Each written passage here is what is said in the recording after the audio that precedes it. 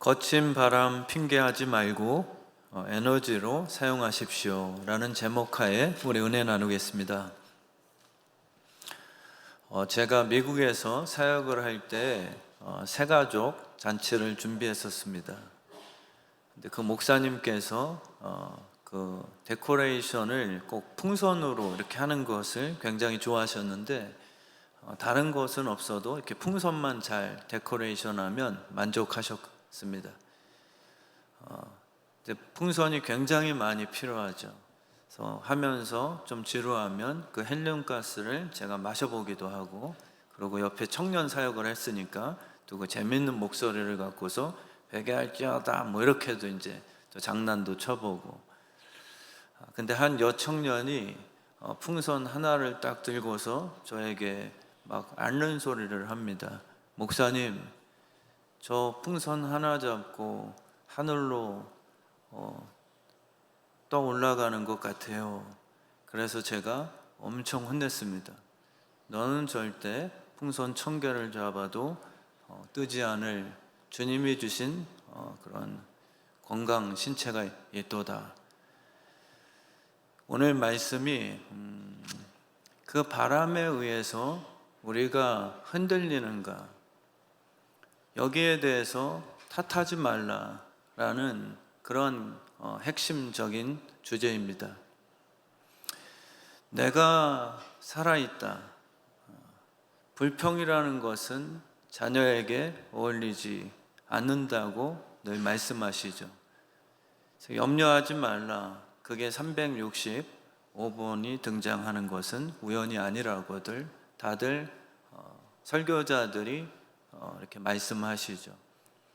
하루에 한 번씩은 염려 근심거리가 생기다 보니 성경에 우연이 아니라 그렇게 하나님이 정말 섭리 가운데 이렇게 말씀하셨다.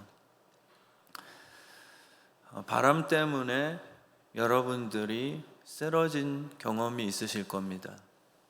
바람 탓을 하죠. 홍수 탓을 합니다. 근데 노아 방주는 바람과 폭풍과 그런 홍수의 심판 탓을 하지 않게 되는 유일한 구원의 방주임을 우리가 또 기억할 수 있죠. 세상에는 예수를 믿었다고 무풍지대는 없습니다. 교회라고 해서 무조건 무균지대인가? 마스크를 써야 될 필요도 있습니다. 교회 예배 중에서도 마귀는 생각에 침투를 하려고 하죠. 그래서 거친 바람은 우리의 인생 속에 계속 우리 주변에서 공격해 보려고 하는 것이죠. 근데 우리 믿음의 사람이라고 하는 것은 바람 탓하는 것이 아니라 지혜를 구합니다. 그리고 그 바람을 오히려 에너지로 전환시키려고 하는 발명품을 개발하게 돼 있죠. 예수 그리스도의 피 보혈이 없을 때는 그냥 대책 없이 당합니다. 왜냐하면 사망의 권세를 갖고 우리가 생명으로 전환할 수 있는 생명의 에너지 법칙이 존재치 않거든요. 그냥 당하면 당하는 것이고 우리의 인생의 운명이 그렇게 어눌합니다. 어둠 속에 있게 되죠. 어둠 속에서 빛을 발견한다. 이것은 사실 희망 고문이었습니다. 예수 그리스도의 그 보혈의 부활로 인해서 다 이루어 놓으셨다고 하는 그 말씀은 이제는 너희가 포기치 않고 기도하고 성령의 지혜를 구하면서 인내하여서 하나님께 울부짖는다면 너희가 어디 있든지 사막에서 샘을 터뜨리게 하시는 하나님의 그 수도 공사, 그 공급과 하나님의 기적의 손길은 이제 시작될 것이다 라고 우리에게 약속을 해주셨습니다. 오늘도 이 설교를 시작하면서 한 시골 소년의 바람을 적이 아니라 원수가 아니라 오히려 내 삶에 윤택한 힘을 제공하는 연료로 바꾼 이야기로 이렇게 시작하고 싶습니다. 그 이야기가 어찌면 우리의 지금 삶의 이야기와 굉장히 동일하죠. 윌리엄 캄카임바라고 하는 이름이 참 특이한데, 윌리엄 캄카임바, 그는 신앙인이었습니다. 근데 긍정적이었죠. 출생을 비관하지 않았습니다.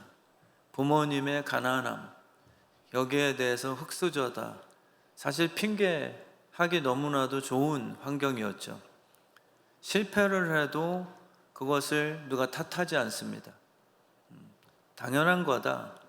이 세상은 불공평하니까. 근데 하나님께서 오늘 말씀에 그렇게 조상죄 때문에 우리는 시작부터 이미 처져서 흙수저로 시작한다라는 그런 참 패배주의적인 그 불평의 소리를 들으시고, 하나님께서는 너희가 불공평한 거지 나는 언제나 공평하다, 이것을 우리에게 알려주고 싶어 하십니다. 너희는 시작부터 100m 달리기에서 80m 앞에서 달리는 것을 마치 그게 나에게 하나님께서 혜택을 주신 것처럼 복이다라고 생각하지만, 나는 그런 공평을 원치 않는다. 80m 앞에서 뛰는 자, 세상에서는 100m라고 하는 세속적인 게임을 붙이지만, 경쟁을 붙이지만, 하나님께서는 각자의 인생을 살아가게 해주십니다. 어디서 시작했는가가 중요치 않고, 어디서 시작했을지라도 주님과 동행하여 원하시는 열매를 맺었다면 그것이 내 앞에서는 참된 승리자다, 그것이 내가 너희에게 줄 수 있는 유일한 공평이다 라고 말씀을 하시죠.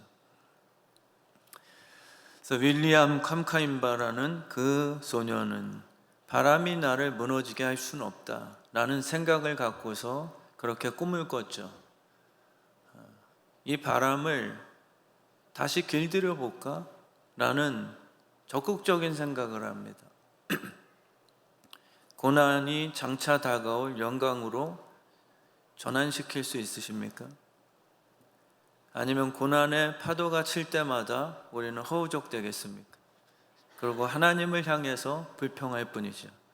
왜 잔잔치 않은가? 오늘 성가대 찬양이 되게 은혜스러웠잖아요. 그죠? 제 설교랑 너무 잘 맞았어요.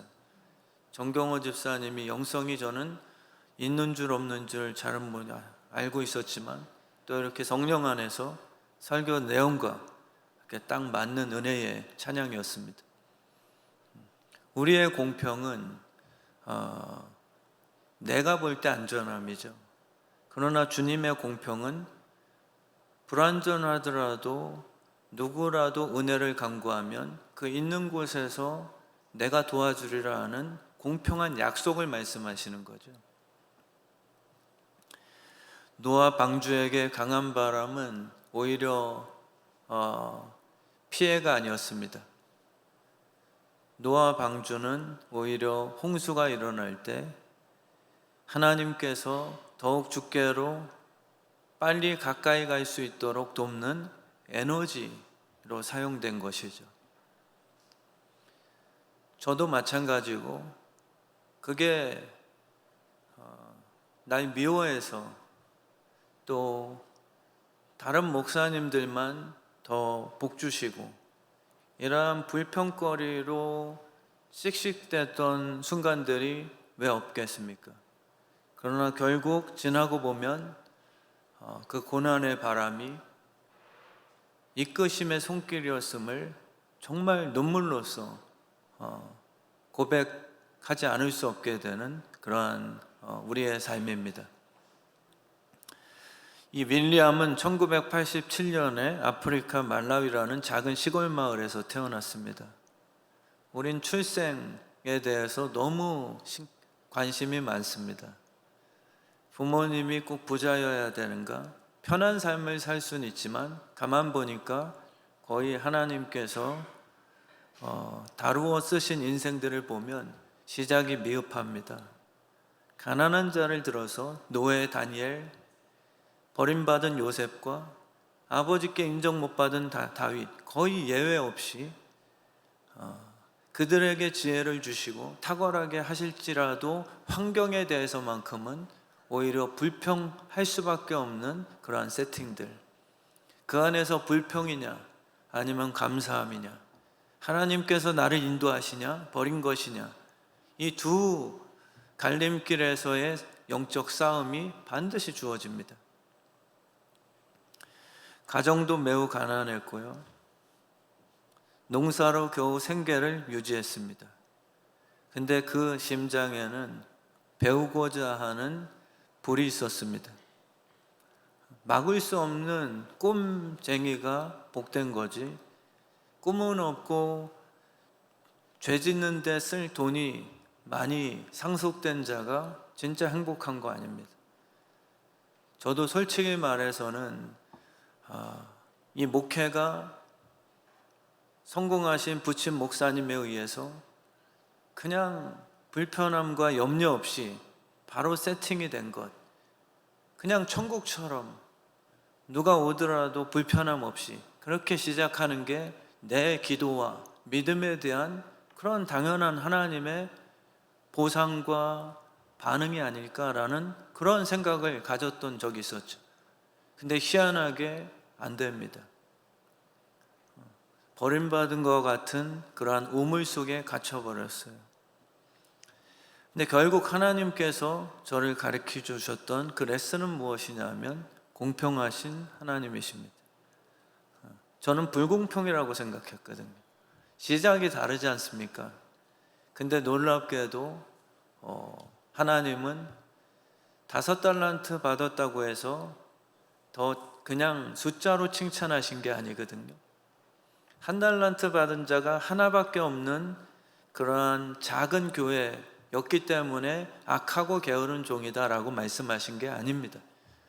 2달란트 받은 자도 5달란트 받은 자와 똑같은 칭찬을 허락해 주신 것.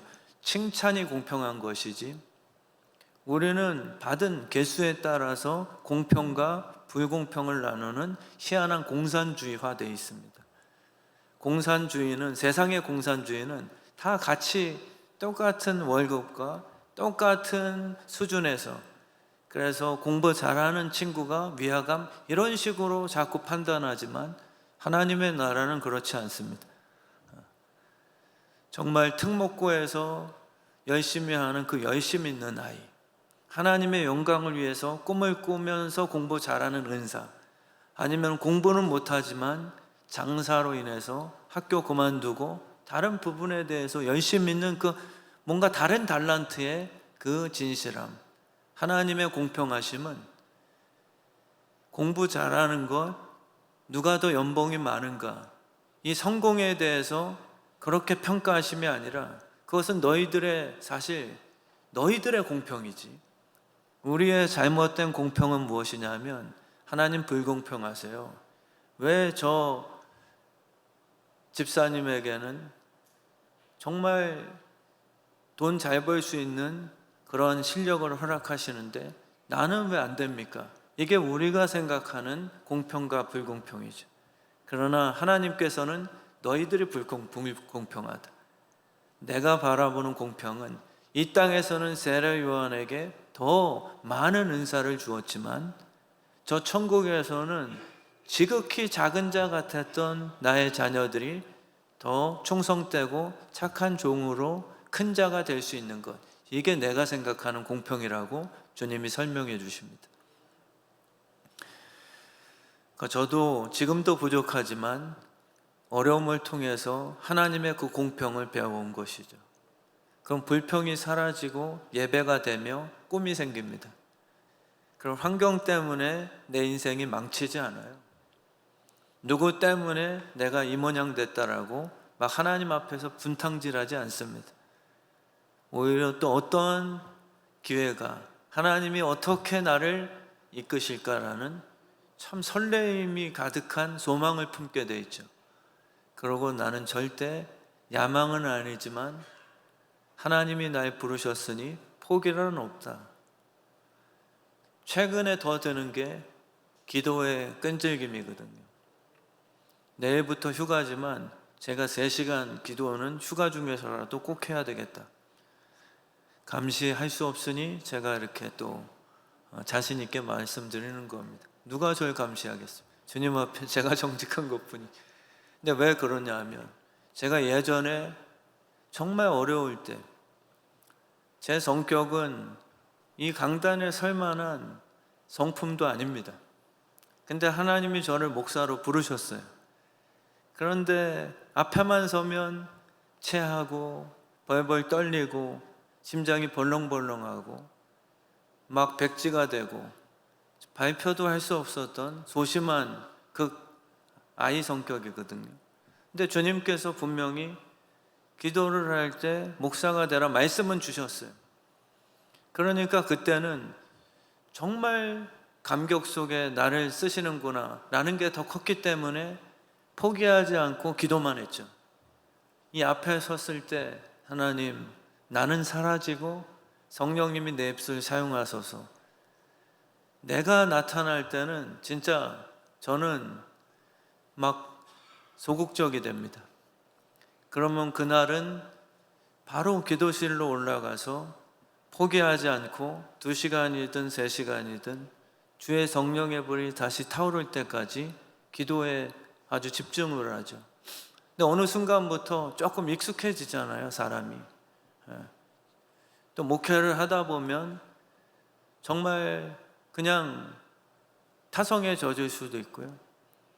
요즘에 다시 도전받는 게 이규현 목사님이나 그 정필도 목사님 천국에 가셨지만 그분들을 생각나게 하시면서 정말 이규현 목사님도 제 멘토시지만 그분은 요즘에 와서 70이 다 돼가니 밤을 새면 좀 피곤한데 이러시더라고요. 그래서 저는 불공평합니다. 하나님 뭡니까? 그분은 밤새 철야를 하고 낮잠도 안 주무셔도 체력이 본인은 한 번도 피곤해 보신 적이 없대요. 그 은혜를 받으신 거죠. 근데 요즘에 이제 70이 다 되시면서 요즘에는 좀 힘들다 하시긴 하지만 정말 기도꾼이세요. 정필도 목사님도 뭔가 문제가 터지면 서울대 출신이지만은 정말 하나님께 육성으로 응답을 받을 때까지 끈질기게 기도를 포기치 않으셨대요. 응답을 받고야만은, 우리가 생각할 때는 기도하자마자 자판기처럼 믿음이 좋은 사람에게는 바로바로 응답이 오는 것이, 그것이 마치 기도의 뭔가 능력이라고 생각하겠죠. 기도의 능력은 인내요 끈질김입니다. 응답하실 때까지 하나님께서는 듣지 못하시는 게 아니라 우리의 간절함까지 이끌고 가시죠. 그리고 진짠가 네가 원하는가, 너 스스로 할 수 없다는 확신인가, 야곱처럼 네 힘이 빠져야 된다. 2시간 하고 그만뒀을 때는 뭔가 다른 대책을 또 세울 거거든요. 내가 도움 요청할 수 있는 사람에게 찾아갑니다. 그 계산을 항상 하고 있어요. 근데 야곱은 야복강에서 오직 하나님이었죠. 하나님이 그때까지 기다리신 거예요. 진짜 축복은 오직 예수만 의지할 때입니다. 그리고 배수진을 치는 거죠. 너무 복잡하게 지금은 너무 윤택하고 풍요로운 삶을 살다 보니 하나님이 아니어도 먹고 사는 문제는 뭔가 크게 어려울 것 같지 않은 우리의 계산. 그래서 기도가 자꾸 멈춰집니다. 제 목회도 마찬가지죠.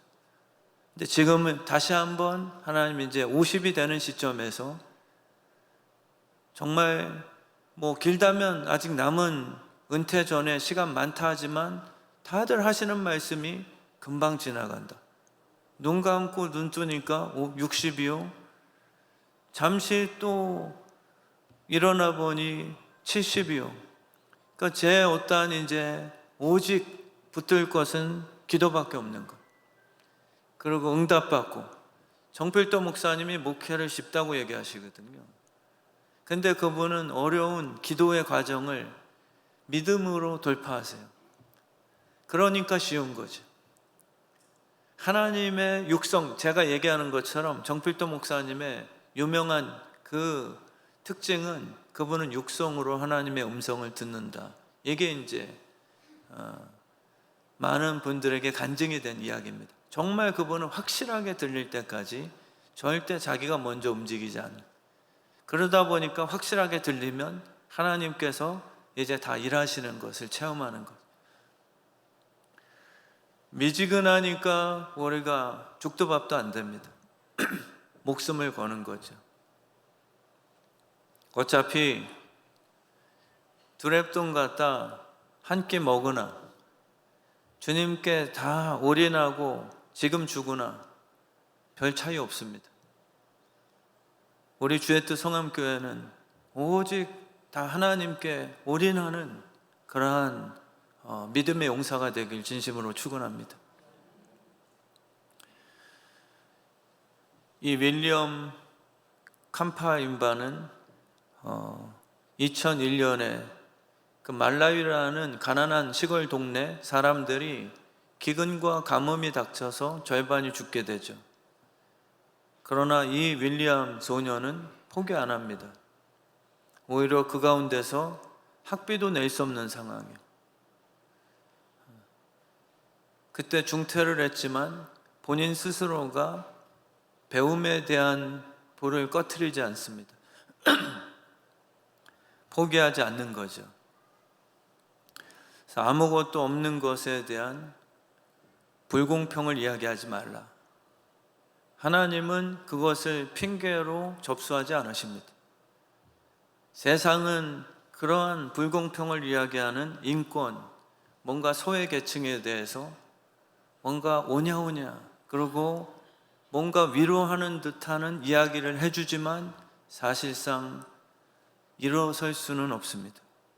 그냥 재난지원금, 먹고 사는 문제를 해결해 주는 정도에서 뭐 이렇게 돕는 것이지만 사실상 하나님은 아무것도 없는 곳에서 내가 이렇게 태어났으니 하나님도 나를 불공평하게 흙수저로 시작해 하셨지 않습니까? 그러니 나는 할 말이 있습니다. 근데 하나님께서는 그거를 접수 안 하세요. 그렇게 할 말은 내가 인정치 않는다. 나의 공평함은 마국간에서 태어났어도 하나님이 성령으로 잉태케 하셨으면 그가 세상을 구원할 구세주로 나는 만들 것이다. 이것에 꿈을 꾸게 만들어 주시는 거죠. 씨앗이 어두운 땅에 버려졌다 해서 막 불평합니다. 왜 나는 화려하지 않습니까? 왜 나는 소돔과 고무라처럼 하나님 화려한 곳에 나를 후임으로 세우지 않으셨습니까? 이건 제 얘기거든요. 제가 뭐가 부족합니까? 저 사람보다 뭐 큰 죄 졌습니까? 왜 공평하신 하나님 거짓 아닙니까? 네, 하나님의 공평하심은 정말 그런 성격이 아닙니다. 씨앗처럼 땅속에 심겨졌어도 하나님의 공평하심은 그 작은 씨앗 속에 하나님의 비전을 붙들고 있는 자를 버리지 않는 공평함. 당장은 아니더라도 반드시라는 약속의 하나님. 이것을 우리가 믿어야 뚫고 나갑니다. 많은 분들이 하다가 포기하죠. 성공 못하는 이유는 중도 하차입니다. 하나님의 힘이 부족해서가 아닙니다. 환경 탓만 하지 않는 우리 교회 성도님들 다음 세대가 정말 됐으면 좋겠습니다. 씨앗 자신 안에 꿈이 있는 것이 공평이지 당장 내가 인정받게 되는 그러한 급성장이 공평함이 아니거든요.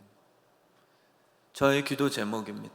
하나님 정말 언제나 어느 때나 고난을 당할지라도 목회를 하면서 하나님 환경은 조금 순간 굴곡이 있을지라도 공평하신 하나님, 내 마음속에 남들이 듣지 못한 것을 내가 들을 수 있는 공평함, 하나님의 공평함은 청각장애인이라고 해서 하나님의 음성을 못 듣게 하는가? 하나님의 공평하심은 세상에서 우리가 얘기하죠. 저분은 귀가 열렸고 나는 왜 듣지 못하는 청각장애인으로 태어났는가? 우리는 이 공평을 얘기하지만 육적인 공평, 근데 하나님의 공평은 나 남이 듣지 못한 것 듣게 하셨다.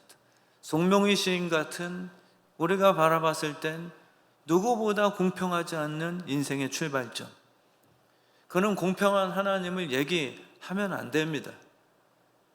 누가 보더라도 처참해요. 단어 하나 워딩이 힘듭니다. 근데 그는 시를 쓰죠.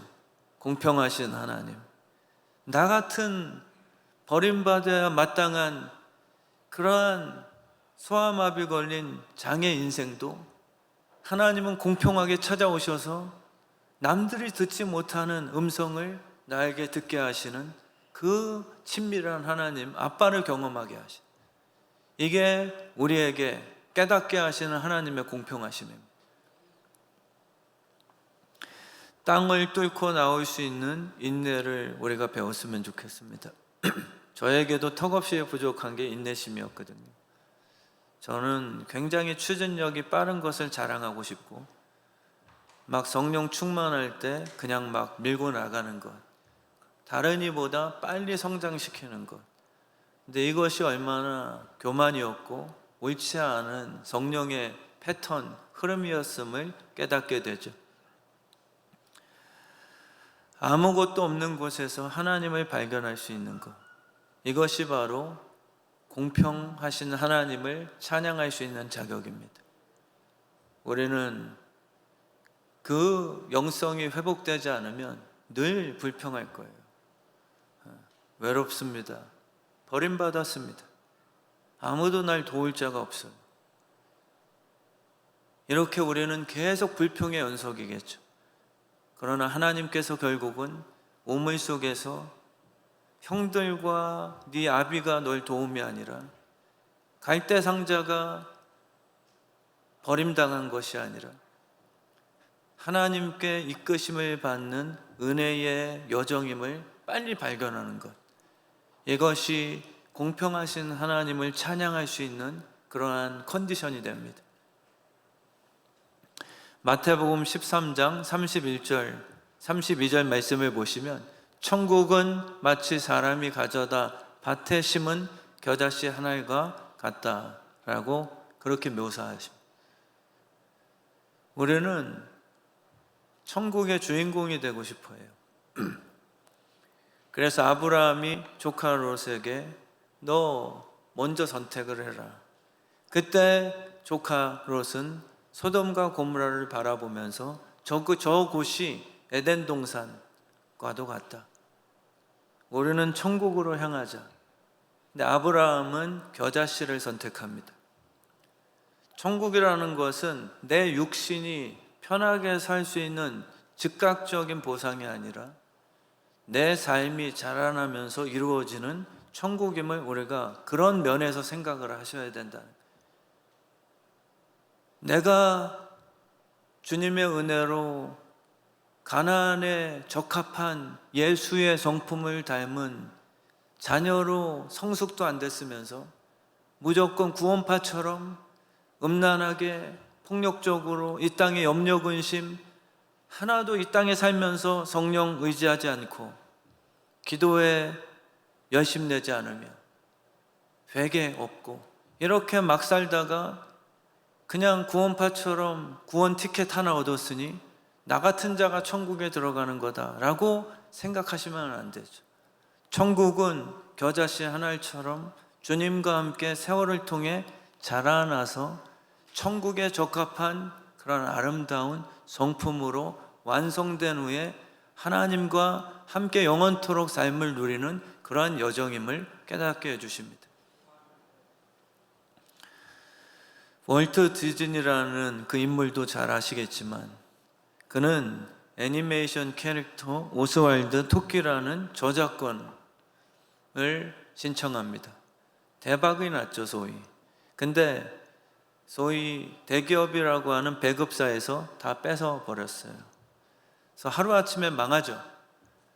우리 같으면 이 불공평한 세상 확 불질러 버리자, 돌 들고 데모하죠. 거기에 답이 없습니다. 정말 내 있는 환경이 아무리 어려워도 거기서 다시 시작하는 거죠. 그때 하나님은 도우십니다. 그래서 이 월트 디즈니는 실패를 하고 다 빼앗긴 후에 뉴욕에서 캘리포니아로 돌아가는 기차 안에서 새로운 캐릭터를 구상하기 시작합니다. 그게 바로 미키마우스예요.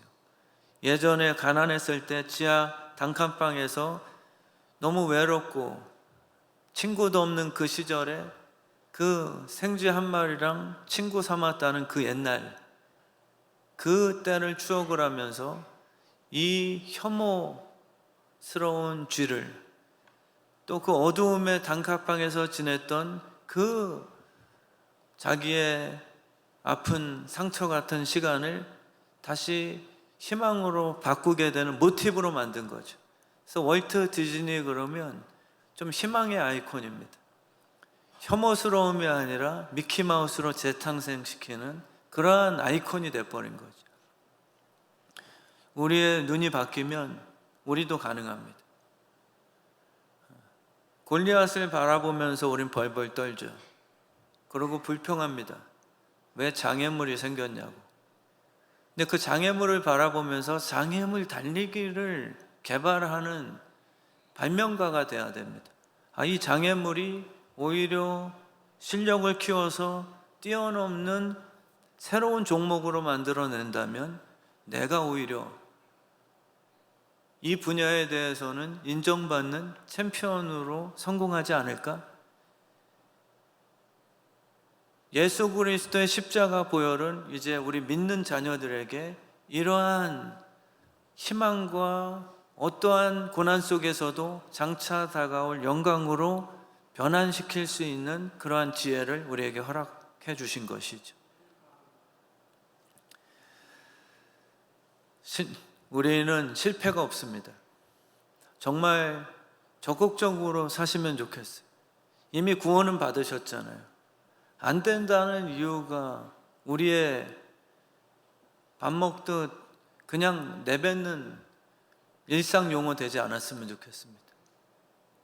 저는 목회도 야망이 아니라 뭔가 제안했을 때 하나님의 뜻이 아닙니다. 이건 있을 수 있지만 목사님 안 될 것 같은데요.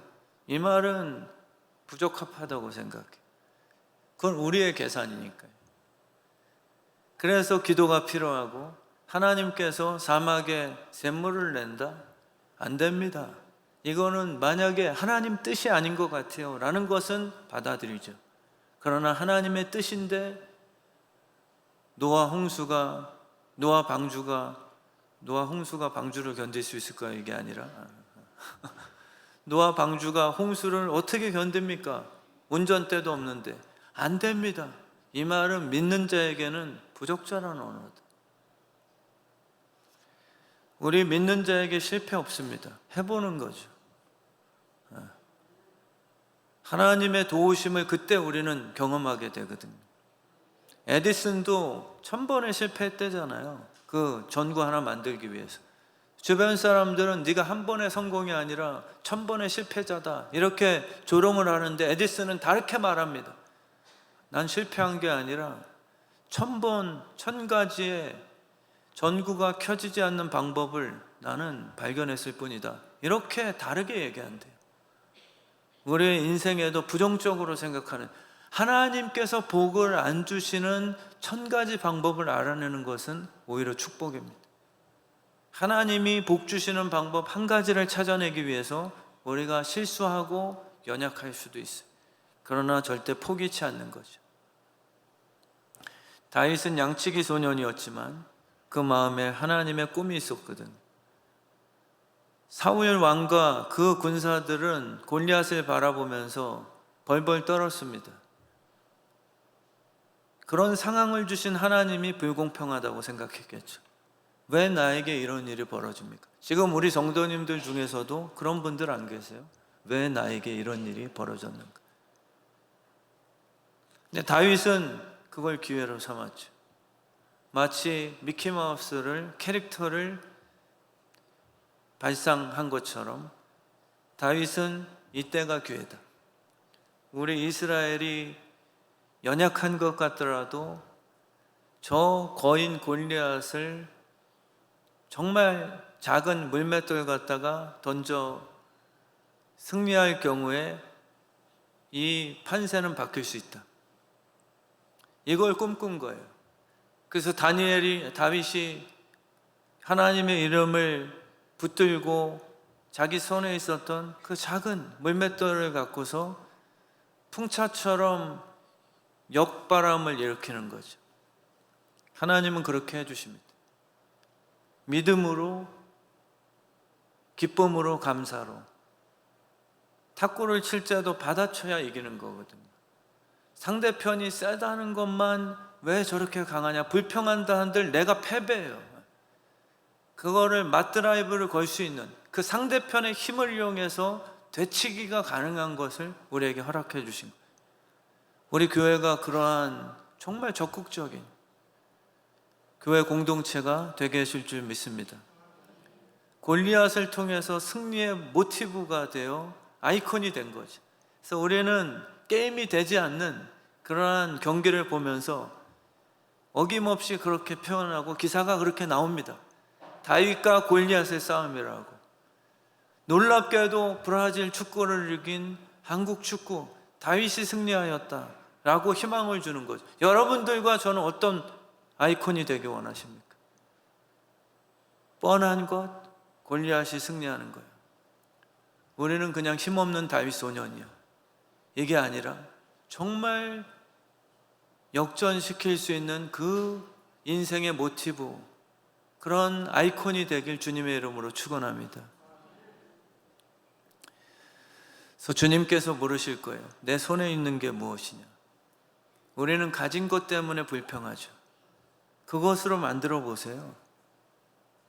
설리반 선생님은 우리 헬렌 켈러를 놀라운 아이콘으로 재탄생시켰잖아요. 영화의 소재처럼 깡패인데 좋은 선생님을 만나 딴 선생님들은 너는 인생 쓰레기야 라고 포기했는데 정말 꿈이 있는 크리스찬 선생님들은 그 나쁜 재료를 받아들여 그 혐오 있는 쥐 동물을 미키마우스로 재생산해내는, 그게 오히려 교회다. 우리 교회도 마찬가지입니다. 당신은 못 봤습니다. 어떻게 저런 사람이 교회 왔냐? 우리 교회는 세련되고 똑똑한 사람들만 받는 그러한 사교 집단 아니죠. 우리 주의 뜻 성함교회가 그런 이 지역의 아이콘이 됐으면 좋겠습니다. 어려움과 외롭고 우울증과 공황장애 이런 분들이 와서 예수를 만나 정말 희망의 아이콘으로 변화시키는 그러한 상징적인 교회 공동체가 되게 해주실 줄 저는 확신합니다. 그래서 이 시간 물어보실 거예요. 그 손에 있는 게 도대체 무엇이냐? 나무 막대기 하나, 이거 뭡니까 하나님? 불평할 게 아니라 불을 지피기 위해서 반드시 라이터가 필요한 것만은 아니거든. 우리는 너무 풍요로워져서 하나님 앞에 빨리빨리 해요. 라이터를 주셔야, 또 토치를 주셔야 이 불 빨리 붙죠. 그러나 주님께서는 너희들 너무 빨라졌어. 지금 너무 기도보다 도구 탓하잖아. 앰프 탓하잖아. 네 찬양에 불이 안 붙은 건데, 네 설교에 불이 안 붙은 건데, 너희 성도들의 예배에 불이 안 붙은 건데 자꾸만 무슨 에어컨 탓하냐, 시스템 탓하냐, 무슨 소리 탓하냐. 하나님께서 지금 그렇게 말씀하시는 것 같아요. 그래서 오히려 다 뺏으실 수 있습니다.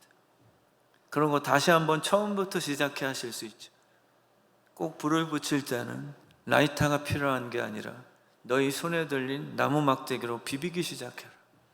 조금 시간이 오래 걸려도 내가 반드시 기도함으로 비벼대는 그 기도의 작업통에 다시금 성령의 불을 피어오르게 하고 싶다라는, 우리 주의 뜻 성함교회 성도님들의 지금 손에 쥐고 있는 곳이 오병이어 있을지라도 우리 예수님이 사용하시면 정말 멋지게 크게 쓰임받게 될 줄 믿습니다. 결론적으로요, 우리 부친 목사님이 고하셨는데, 아시는 분도 있겠지만 좀 성격도 좀 이렇게 카리스마 있으시고 저랑 좀 다른 점도 많으시나, 제가 인정하고 존경하는 부분은요, 절망적으로 사지 않으시고 오히려 저희 삶이 편했거든요. 아버지가 목회가 은혜 주시다 보니까 저희는 아들로서 혜택을 많이 누렸어요. 근데 가만 생각해 보니까 저희 입에서 불공평하다는 소리가 100만 번, 1000만 번 훨씬 많았어요. 그 저희 아버지는 누가 봐도 그냥 고아로서 피난 나오셔서 불평을 해도 정말 누가 욕할 사람 없는데도 거짓말이 아니라 늘 여행을 다니시고 식당을 다니시고 저희들에게도 무섭긴 한 그런 대상이셨지만 하나님 앞에서는 감사하지.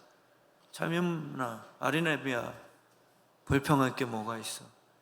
그리고 여행을 다니실 때마다 저희는 좀 이렇게 무서운 대상이시긴 한데 늘 동요를 부르시고 감탄하시고 감격을 잘 하셨어요. 그리고 음식을 드실 때도 꼭 그냥 안 드시고 된장찌개에다가 본인이 뭔가를 더 첨가를 하셔서 교인들에게 억지로 먹이시고, 더 맛있죠라고 이렇게 질문하시면 담임 목사님 앞에서 카리스마도 있으신데 어떻게 맛없다고 얘기도 할 수 없는, 근데 그 모습이 저희는 다 삶으로 배어 있거든요. 그 저희 아버지는 고아 때부터 10의 10을 다 들으셨거든요. 이 10의 10을 다 먹어도 그냥 굶어 죽겠더래요. 왜냐하면은 10의 10 다 먹어봤자 남들에겐 10의 1도 안 되는, 나는 창고도 없다, 부모도 없다, 그러니 하나님이 은혜 안 주시면 나는 굶어 죽는다, 이 생각에 정말 그 청년의 시기 때부터 그냥 하나님 앞에 모든 걸 다, 그 어려운 시기 때 부정적으로 살지 않으시고요. 근데 제가 봤을 때는 하나님께서 정말 은혜 주시고 복 주셨습니다. 우리 주의 뜻 성함교회예요, 정말 환경이 우리의 미래를 결정하지 않도록 하게 되길 축원합니다. 예수 믿었다고 파도가 멈춰지지 않거든요. 근데 우리는 파도 핑계를 대고 싶어 하죠. 우리 부모 때문에 아닙니다. 제 인생이 왜 나만큼은 상가에서 개척을 시키셨습니까? 라고 핑계대고 싶었어요. 근데 하나님은 그걸 용납치 않으세요. 그거를 접수하지 않으세요. 참임 목사야, 너는 그거 불평한다고 내가 받아들이지 않아. 네 사명은 오히려 그 고난의 파도 속에서 만들어내는 풍차다. 너를 흔들어대는 거친 바다, 파도와 거친 풍랑을 에너지 삼을 수 있는 풍차를 개발하는 너의 사명이다. 이걸 깨닫게 해주시는 거예요. 그래서 우리의 인생을 써내려가게 하는 그 펜을 어려운 환경, 또 친구들의 비난, 주변에 여러분을 향한 잘못된 평가, 그들에게 여러분의 인생을 대필하게 내버려 두지 마세요. 마귀의 속삭임에 여러분의 인생을 쓰도록 그렇게 맡겨주지 마십시오. 그거는 거짓된 거야, 그거는 잘못된 거다. 성령님께서 우리의 인생을 써내려가실 수 있게끔 요셉이 총리가 되는 것으로 결론 지시겠죠. 환경이 당신의 미래를 쓰는 펜이 절대 아닙니다. 그것은 그냥 우리의 주변, 나를 더 자라나게 하는 하나님의 도구일 뿐이에요. 바람이 여러분들을 절대 무너뜨리지 않게 하실 줄 믿습니다. 하나님의 영광을 세우는 새로운 에너지로 바꿀 수 있는 꿈이 생기는 이 예배 시간이 되길 주님의 이름으로 축원합니다. 남편의 어려움, 자녀의 어려움, 그것 때문에 불평이 아니라 전환시켜 보세요.